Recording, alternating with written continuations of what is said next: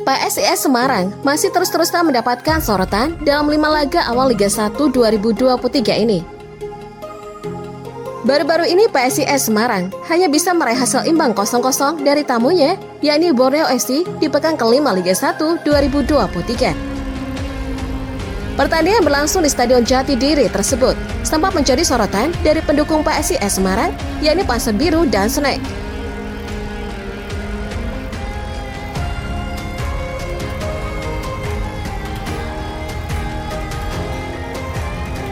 Pada pertandingan tersebut, PSIS Semarang hanya menurunkan 3 pemain asingnya saja, yakni Lusao, Galih Freitas, serta Taisi Marukawa. 3 pemain asing PSIS Semarang lainnya, yakni Carlos Fortis, Boubakary Diarra, serta Vitinho harus menepi saat melawan Borneo FC. Carlos Fortis dan Boubakary Diarra harus menepi berkat bonus skorsing dari hukuman yang mereka terima di pekan keempat Liga 1 2023 lalu saat PSIS Semarang bertemu PSS Sleman.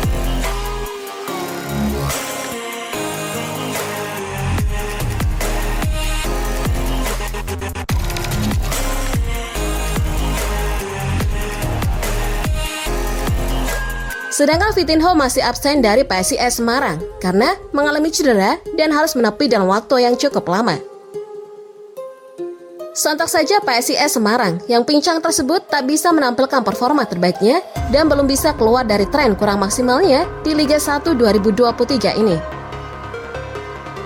Buntut dari hasil imbang melawan Borneo FC, PSIS Semarang tengah mendapatkan sorotan berbeda dari pendukungnya, yakni Panser Biru dan Snack.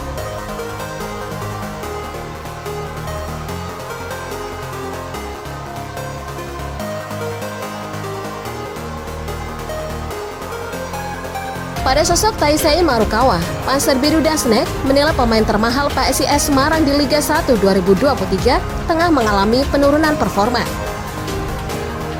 Hal tersebut terlihat ketika Taisi Marukawa tak bisa berkontribusi gol maupun assist dalam laga PSIS Semarang melawan Borneo FC.